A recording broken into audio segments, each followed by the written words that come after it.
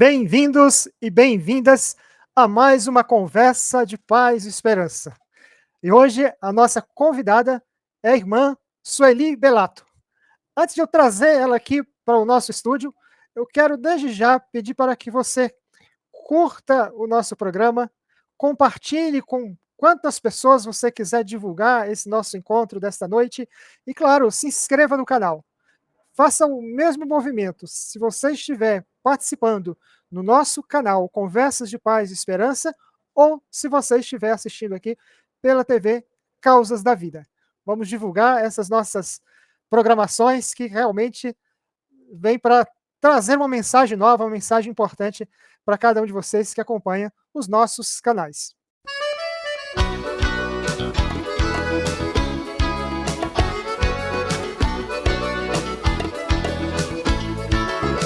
É bonita demais, é bonita demais, a mão de quem conduz a bandeira da paz. É bonita demais, é bonita demais, a mão de quem conduz a bandeira da paz.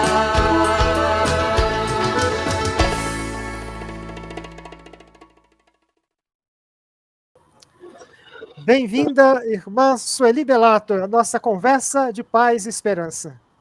Boa noite, Daniel. Um prazer, uma alegria estarmos aqui. Irmã Sueli Belato, as pessoas que participam do nosso programa gostam de conhecer quem é a pessoa que está conversando comigo. Fala quem é você, irmã Sueli. Diga a sua história, o que, é que você faz, qual é o seu trabalho. Você é muito querida por muita gente, você certamente é conhecida muito mais do que eu aí nesses espaços da caminhada popular do povo de Deus, mas certamente deve ter alguém que ainda não lhe conhece. Por favor, se apresente, conte a sua história para nós. Daniel, você sabe que isso de se conhecer, a gente vai se conhecendo também a vida inteira, né? Mas um dia eu nasci na cidade de São Paulo, na periferia, na Zona Leste, uma região operária muito pobre da cidade de São Paulo. Hoje tem alguns pequenos avanços, mas eu peguei uma infância bem difícil, onde não tinha energia elétrica, onde não tinha água encanada. Então, há 71 anos atrás, eu nasci nesta região, no bairro da Penha, e depois eu fui morar, meus pais conseguiram comprar um lote nessa periferia mais distante, chamada Engenheiro Goulart, uma estação de trem, próximo à estação de trem. Hoje o trem volta, parece que a ter alguma importância, mas naquele tempo que eu nasci era o principal transporte que levava as pessoas para a periferia. Então, cresci aí nessa região, né, uma região convivendo com as pessoas da mesma classe da minha família, da minha, estudando nas escolas públicas, até que, dando um salto, né, eu fiz o meu curso, terminei o fundamental, terminei o curso médio, e já muito atuante na pastoral de juventude. Eu venho no movimento da igreja, eu venho das PJ. E, para mim, foi o meu empurrão para abrir os olhos, né? Na juventude, eu vivi o período da ditadura militar. Então, eu tive experiências muito interessantes, muito fortes, ao lado de pessoas que foram perseguidas, que sofreram na ditadura militar, até me decidir, em 1976, ingressar numa congregação mais aberta, para minha leitura, uma congregação engajada, morando na periferia, mais periferia ainda do que onde eu nasci, e eu ingressei na congregação de Nossa Senhora, Cônigas de Santo Agostinho, e fui morar num bairro próximo a Itaquera. Hoje, Itaquera não é um bairro tão distante, tem até o estádio importante, né? Mas naquele tempo não tinha sequer metrô. O metrô veio a aparecer muitos anos depois. A última estação, já eu estava cursando a faculdade, era a estação do Tatuapé. Até chegar no Tatuapé, tinha um longo percurso para fazer do Jardim Nordeste ao Tatuapé. Então, foi com essas contradições da vida, né, e com muitos professores, muitos mestres operários que foram me ajudando a enxergar. Fui fazer meu discernimento do curso superior que eu deveria cursar junto com o movimento operário, que era o predominante.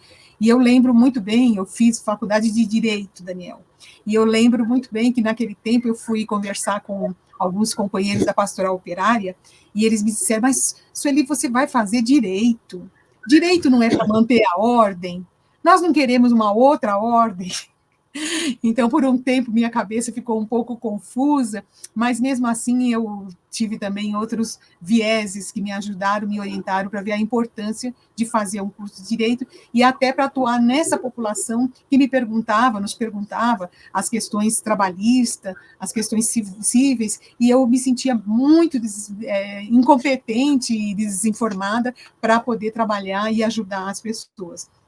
Então, terminei meu curso de Direito.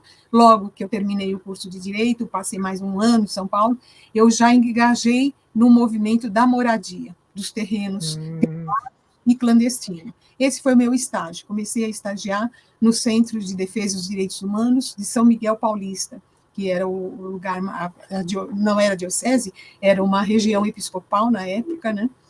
E depois Dom Angélico foi nomeado, Angélico Bernardino, bispo dessa região. Então era um tempo de uma efervescência muito grande e de uma luta importante contra a ditadura militar. E a minha congregação estava muito engajada nesse movimento também. Então essa é a primeira minha escola, saio de São Paulo, vou morar na Paraíba, morei e fui trabalhar com os carvalheiros, passei um tempo trabalhando, e a convite de Dom Marcelo Carvalheira, que era o de Guarabira. Então, você veja que meus mestres foram muito bons, né? Passado um tempo, eu recebi uma outra proposta, bastante também provocadora, que era trabalhar com Movimento Sem Terra no Rio Grande do Sul. Poxa.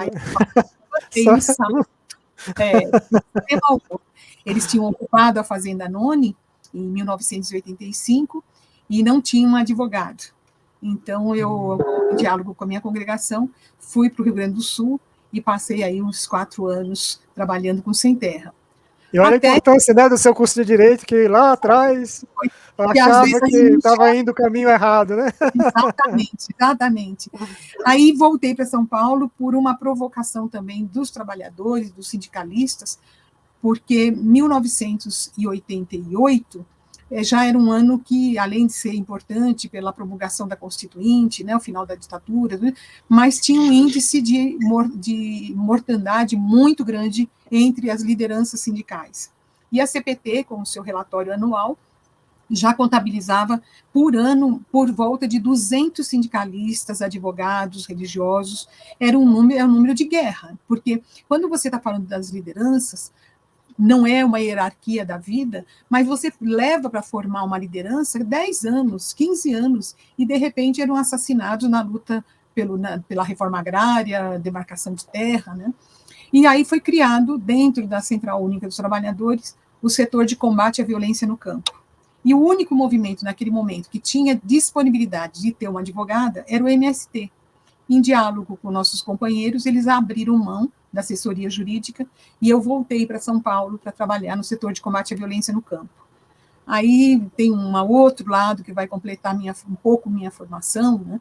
Não está completa, claro, mas me ajudou a enxergar um pouco mais o Brasil, infelizmente por conta do assassinato do Chico Mendes, que tinha sido eleito diretor da CUT, pelos rurais, em 1988, no terceiro concurso. Ele é assassinado, eu estou como advogado do setor de combate à violência no campo, e o pessoal me disse, Sueli, você tem que atuar, porque é uma região de muitos assassinatos e nunca houve um júri naquela região. Então, eu me instalo na casa de Dom Moacir Greck, em Rio Branco, e praticamente passei 3 anos na região norte, até que transitou em julgado e não houve mais nenhum recurso dos assassinos de Chico Mendes. Então, um pouco da minha história, Daniel, ela é meia longa, né, porque também já vou tendo mais idade, mas até chegar aqui em Brasília, eu cheguei em Brasília em 1992, para trabalhar no setor também de direitos humanos da Procuradoria da República. Eu vim trabalhar numa área muito específica, mas era na tentativa de ter um banco de dados da violência no campo. E eu estava querendo já ter uma outra experiência, então eu vim para esse setor de serviço público, fiquei até uns 3 anos, até que fui convidada para trabalhar na Comissão de Direitos Humanos da Câmara dos Deputados. Depois de um tempo, com Pedro Wilson, com Nilmário Miranda, com outros companheiros, eu deixei esse setor para atender um pedido de Dom Moacir Greck, que era trabalhar com um senador ligado aos movimentos de igreja do Acre. foi o senador Tião Viana. Aí saí, fui trabalhar com o Tião, depois trabalhei com o Cibá Machado, com quem eu já tinha trabalhado na CUT, né? Então, foi uma experiência, essa experiência até me instalar, desde 92, vivendo realidades diversificadas, eu estou aqui em Brasília. E hoje eu estou encerrando o meu segundo mandato de coordenadora da Conferência dos Religiosos do Brasil, aqui na Regional Brasília, Formosa e Lusiânia. Olha, cada faixa da sua biografia mereceria uma conversa específica para a gente tratar desses embates, né, que eu digo que foram ações proféticas, libertadoras, junto ao povo de Deus, junto ao povo excluído e excluída. Riquíssima essa biografia, irmã Sueli, não conhecia 10% dela. Eu te conheço aqui mesmo de Brasília, das nossas lutas populares, das atividades que você já desenvolveu com excelência e com toda essa firmeza de uma mulher corajosa e combativa. É desse espaço que eu te conheço, mas não sabia dessa biografia que antecedia. Maravilhosa. Bem, eu sei que você trabalhou na comissão de anistia na época do Ministério da Justiça. Cheguei a visitá-la naquele período, ainda no governo, o segundo mandato do governo Lula, né? Não, desde o primeiro. Eu comecei... Desde o primeiro. Eu entrei com o Márcio Tomás Bastos, nós tínhamos trabalhado junto, no caso Chico Mendes, né? Nós fizemos um pool de advogados ligado a processos que o Chico teve na sua vida, quando ele foi enquadrado na Lei de Segurança Nacional, foi o Luiz Eduardo Greenhalgh e a irmã Michael que fizeram a defesa dele. Depois, várias situações, e na época que o Chico foi assassinado, o presidente era o Márcio Tomás Bastos. Então, a gente estabeleceu também uma relação de amizade, de respeito, e quando ele foi nomeado ministro da Justiça no primeiro governo Lula, ele convidou Marcelo Lavener para ser o presidente da Comissão de Anistia. Eu também já era amiga do Marcelo Lavener, e ele me chamou para trabalhar como conselheira, que é um cargo voluntário no Ministério da Justiça. Eu entrei em 2003 e saí em 2015 do Ministério da Justiça. Olha, e é sobre isso que eu gostaria de tratar a respeito da anistia. O tema de hoje que nós vamos conversar é sobre a questão da lei da anistia. Dia 28 de agosto, completou 45 anos da publicação desta lei, a Lei 6.683 de 1979. Irmã Sueli Bellato, qual que é a importância dessa legislação para o Brasil e por que vale a pena recordar essa data?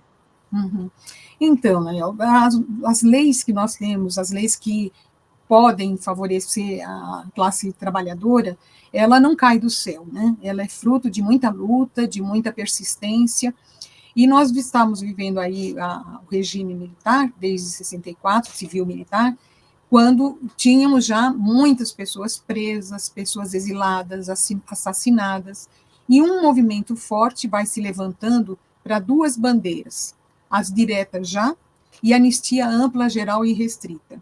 E foi uma luta de 25 anos, parece pouco, né? Mas não é. Você imagina uma pessoa que nasce em 64, ela vive até 85, um período inteirinho dentro da ditadura militar, e que a gente não tinha discernimento de muita coisa, porque as informações eram todas bloqueadas. Então, em 79, nós tínhamos uma situação bastante complexa ainda, de uma tensão muito grande interna, com muita perseguição ao movimento operário, ao movimento estudantil, e um grupo enorme de brasileiros vivendo no exílio.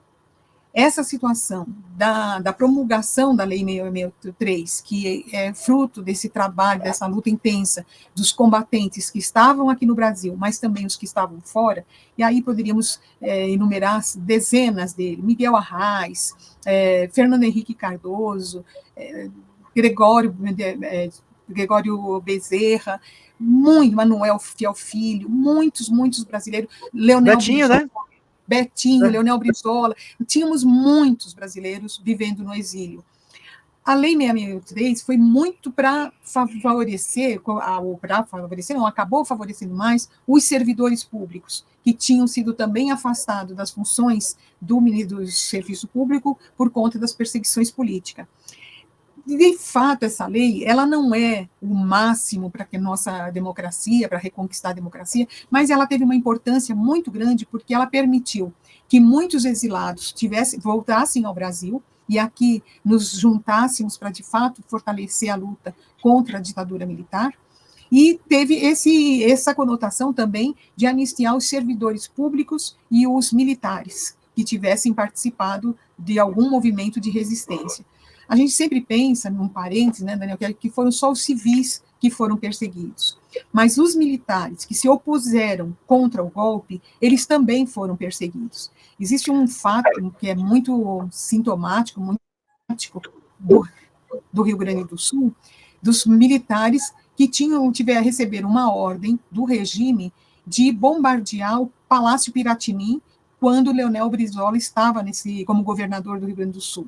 E os militares de Canoas se recusam a fazer isso. Eles têm uma ação contrária, e eles foram perseguidos e expulsos da corporação por terem desobedecido aquela ordem. E eles pensavam, se eles tivessem que atacar o Palácio Piratini, eles teriam que matar metade da população de Porto Alegre, porque não havia aquela situação de bélica que você tem um alvo certo a muitas distâncias. Eles iam ter que ir fazendo um percurso até alcançar o Palácio Piratini, e teriam matado muita gente. E eles fizeram lá uma ação importante e depois sofreram as consequências, foram presos, né? Esses também foram anistiados depois pela Lei 663. Alguns foram anistiados pela Lei 663. Sim. Eu dizendo que eu conheci em Cuba, quando eu estive lá em 2003, o filho de um oficial da Marinha, que ele já tinha as 3 faculdades em Cuba, morava lá, ele estava lá desde 8 anos de idade. E a mãe dele o pai dele já faleceu, né? Mas a mãe dele mora em Caldas Novas. E ele não quis voltar para o Brasil depois da anistia, porque ele realmente gostou muito de Cuba. E eu falava assim, cara, você fala um português tão fluente que a impressão que eu tenho é que você está de passagem igual a minha aqui em Cuba. Ele disse assim, não, é porque lá tinha uma regra em casa, é porque dentro de casa a gente só falava em português. Aí, na relação com as pessoas aqui em Havana, a gente fala em espanhol. Então, por isso que eu tenho influência nas 2 línguas, tão bem como se fosse nativo de Cuba e sendo nativo do Brasil. Mas eu vim para cá com 8 anos e não voltei mais para o Brasil, nem quero. E ele dizia o seguinte, né, que a razão que ele foi... Os pais dele tiveram que ir para Cuba foi que tiveram que ser exilados, porque o pai resistiu ao golpe, né, como um oficial da Marinha. É importante dizer isso, né, porque a gente faz uma generalização às vezes e diz que todos os militares foram golpistas, e não é verdade. Quando a gente faz uma generalização dessa, a gente está fazendo uma afirmação falsa e também injusta, né? Porque teve sim aqueles, e oxalá tivéssemos até hoje aqueles militares que de fato amam o país, amam a nossa bandeira, amam a democracia, que essa é a função deles, né? De resguardar principalmente a democracia. Mas hoje é difícil reconhecer essa categoria naquele padrão do que nós conhecemos em 64. Então, acho que essa é a importância, porque essa lei 663, ela foi um ensaio para outras leis mais importantes, inclusive, né? Mas ela é muito importante, ela reúne o primeiro impulso, eu digo que o primeiro atributo importante dela é a volta dos exilados. E eu vou dizer que, eu vou fazer um pouco a gente fala advogado do diabo, né? Tem uma expressão assim. Agora diz também que essa lei recebeu algumas críticas posteriormente, né? Principalmente porque se tornou impeditivo de apurar os crimes cometidos pela ditadura e punir os responsáveis pelas torturas ocorridas no Brasil contra presos políticos entre os anos de 64 e 85, né, irmão? Sim, aí eu queria perguntar o seguinte. Essa é uma falha muito grande. Não, inclusive, teve até um ministro do STF que ele foi perseguido político, foi até preso político, e que na hora de ele decidir se poderia ser julgado os casos no Leal. Pois é. Aí ele disse assim, não vamos mexer mais com isso, né? Então, assim, parece que fica uma sensação de impunidade, né? Pois é. tantas pessoas que Então, o que é ficaram perigoso? desaparecidas, jogadas em valas comuns, torturadas, mortas. Até hoje os pais ainda clamam por justiça, os irmãos, os parentes.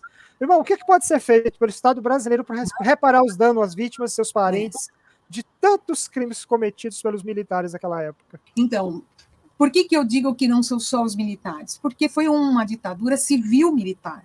A gente sabe de empresários, Daniel, que participavam das sessões de tortura, pagavam os torturadores para estarem presentes durante a sessão de tortura, né? Então, dizer que ela é só militar não corresponde totalmente à verdade. O injusto da Lei 6683 e das que sucederam a ela, que acolheram ao seu teor, é que equipara todos como se todos fossem iguais, os golpistas e as vítimas. Então, é como que querendo passar um pincel para apagar a história, vamos deixar tudo 0 a 0, né? Então, a gente anistia quem torturou e anistia quem foi torturado. Isso é a grande injustiça dessa lei. Como é que eu entendo que a gente repara e corrige? Primeiro, que a Constituição Federal absorveu esse pensamento. Manteve esse pensamento que todos tinham praticado crime e, portanto, todos teriam que ser anistiados. Estou sabendo, com satisfação, que agora, no próximo dia 30, a Comissão dos Mortos e Desaparecidos, que foi suspenso nesses últimos anos, retomará os trabalhos, e a presidente da comissão será a mesma que foi deposta pelo governo passado. Então, a doutora Eugênia Gonzaga, que é uma procuradora da República com muito compromisso, será novamente a presidente da Comissão de Mortos e Desaparecidos. Acho que isso é uma coisa fundamental, nunca esquecer o que o nosso país viveu, não se virar uma página sem ler o que está escrito, né? Então, isso é a verdade. Segundo, a reparação moral, a reparação econômica, porque muita gente perdeu as possibilidades de voltar, inclusive, para o mercado de trabalho, perseguido. Podia ser um operário, um metalúrgico, um professor, uma vez deposto, dificilmente ele conseguia voltar para o mercado por falta de referência, por falta dos bons antecedentes que a ditadura também pedia, mesmo com a sua perseguição. Então, isso é importante que tenha a reparação econômica, como prevê a Constituição Federal e a Lei 10.559. A Lei 10.559, ela regulamenta o artigo 8º das disposições transitórias da Constituição Federal. E ela é muito importante, mas ela é falha, porque ela também manteve essa equiparação, essa contradição da equiparação de anistiar a todos como se todos fossem iguais. E, para nossa tristeza, um poder que poderia ter feito a correção com a DPF, né, a ação direta de disposições transitórias, que deveria ser julgado no STF, a OAB deu entrada para que o Supremo interpretasse corretamente a lei, e ele não interpretou. Ele disse novamente que todos foram anistiados da mesma forma, porque a Constituição, porque a lei, então precisamos de uma outra lei. Se essa lei, ela permite que haja contradições, nós precisamos ter um movimento social à altura do que nós, minimamente, do que nós tivemos na época da Constituinte, para refazer o que não está bem feito e corrigir esses erros legislativos que acabam deixando de fora muitas vítimas e que perdura até hoje essa vitimização com razão, porque as pessoas não foram declaradas inocentes como deviam ter sido e que lutavam pelo nosso país, pela nossa justiça, pela nossa liberdade e foram perseguidas por isso, né? Então, acho que são esses três, acho que os currículos das academias, seja a academia policial, seja a academia das Forças Armadas, seja da academia universitária, acadêmica, todos nós precisamos ter a verdadeira história, e elas precisam entrar de uma forma correta dentro do nosso conhecimento, né, e para que nunca mais aconteça. E por que as coisas continuam acontecendo, os 8 de janeiro continuam acontecendo? Porque esse passado, que é um passado criminoso, não foi punido. Então, fica parecendo que vale a pena, porque a impunidade prevalece, né? Então, para que não haja mais essas ameaças de interrupção da nossa democracia, dessa democracia que é frágil até hoje, só tem um jeito, da gente se fortalecer dentro dos movimentos sociais, nas lutas populares e exigindo legislações compatíveis com a democracia. Mas precisamos votar bem, Daniel, mas precisamos votar bem, né? Não inclusive o Congresso, né? Como é que a gente vai dar conta de uma lei com o Congresso que nós temos? Hoje, se mexer na Constituição, nós sabemos que piora. Hoje a gente tem medo de mexer na Constituição, porque é um um Congresso tão fisiologista, tão interessado nos seus próprios interesses, que não faria o bem que foi feito pelos constituintes de 88. Verdade. Hoje a Comissão de Anistia ela se encontra no Ministério de Direitos Humanos e Cidadania. Evidentemente, é o lugar que realmente deve estar, né? Trata-se de uma agenda da defesa da democracia, dos direitos humanos, da cidadania do povo brasileiro. Qual é o papel hoje que a Comissão de Anistia cumpre dentro desse ministério importante que nós temos hoje no nosso governo federal? Eu estou afastada, eu pedi a minha saída do Ministério da Justiça, ainda quando estava como vice-presidente da Comissão de Anistia, em 2015. Acho que para minha, sei lá, para um certo conforto, eu saí um ano antes do golpe contra a presidenta Dilma, porque estar dentro do governo naquela situação certamente seria muito mais sofrido ainda do que a gente já percebia as dificuldades, né? Hoje, estar na Comissão no Ministério de Direitos Humanos é importante porque pauta, de fato, o que aconteceu naquele tempo. Foram violações de direitos humanos. Então, é pertinente que esteja aí. Agora, não pode estar num compasso tão devagar de julgamento que as pessoas continuem morrendo sem ter a sua vida minimamente considerada, a sua luta considerada pelo poder público, né? Acho que o que a Comissão de Anistia faz, quando pede desculpa às vítimas, é pelo erro que o Estado causou. Mas não é só aquele que, de fato, foi despedido de uma empresa, foi preso, torturado, banido, exilado. A sua família, os seus amigos, todos também sofreram. Eu trago aqui na memória o caso da senhora, da mãe do vereador lá de Recife, está me escapando o nome agora, gente, uma pessoa muito importante, que ela nunca deixava trocar o telefone, o número, a placa, o número da casa, porque ela dizia, se um dia meu filho retornar e mudarem o endereço, ele não vai encontrar a casa. Só que ele foi morto na ditadura militar, como foram muitos outros, né? Quanta história tem para ser resgatada ainda do Araguaia. Foi o maior massacre que se fez contra 80 pessoas, possivelmente, que estavam envolvidas diretamente na guerrilha, e se envolveu mais de 3 mil militares, e muita gente continua ainda desaparecida daquele triste episódio, né? Se você tem uma situação de irregularidade, você processa, julga, condena, mas você não executa. O que a gente vê hoje, com as execuções, principalmente praticadas pelas forças, né, bélicas, a Polícia Civil, Polícia Militar, é uma continuação disso, de atos de agentes públicos que não foram corrigidos no passado e continuam executando sem que nós tenhamos na nossa Constituição pena de execução. Então, como é que se pega o jovem pobre, negro da periferia e executa, como tantos casos nós temos ouvido recentemente, né, que segue acontecendo? Para mim, a raiz desse mal está lá, nos crimes da ditadura militar, civil-militar. Nossa. De fato, esse programa Conversas de Paz e Esperança é um programa comprometido com a luta em defesa dos direitos humanos, e sempre nós vamos trazer aqui algum convidado, convidada que está nessa trincheira diretamente defendendo os direitos humanos, e nunca vamos deixar apagar essa triste memória da história do Brasil para que nunca mais se repita. Portanto, a gente agradece imensamente a presença da irmã Sueli Belato nesta noite aqui, do Conversas de Paz e Esperança, na TV Causas da Vida. E a gente pede, então, irmã, que você deixe aqui uma mensagem final, divulgue para as pessoas como é que elas podem acessar mais informações, procurar aprofundar mais sobre esse tema que nós estamos conversando esta noite. A anistia é um tema que se fala pouco. Eu acho que a gente precisa conhecer e aprofundar mais esse assunto, porque ele tem uma importância para a história da nossa democracia significativa. E por isso a gente agradece aqui você trazer tantos esclarecimentos dessa história para nós neste programa deste dia.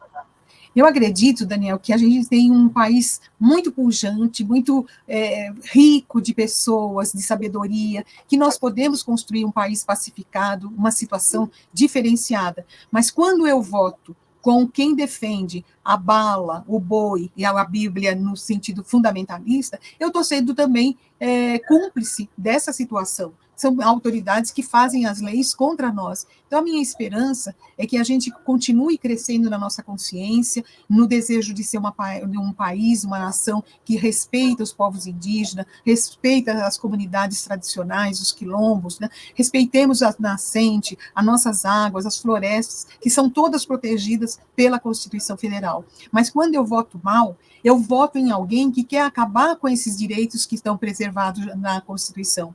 Então, a minha esperança é que a gente continue se responsabilizando pelo que nós fazemos hoje e pelas consequências do que fazemos no amanhã. Tenho certeza que as pessoas que ouvem esse programa são as pessoas que têm essa intenção de ser esperança para aquele que já não tem tanta esperança, mas que juntos nós nos levantemos e ergamos um país justo, solidário e fraterno. Muito obrigada pela oportunidade, Daniel. Muito obrigado, irmã Sueli Belato. Muito obrigado pela presença de todos e todas esta noite. E até a nossa próxima Conversas de Paz e Esperança.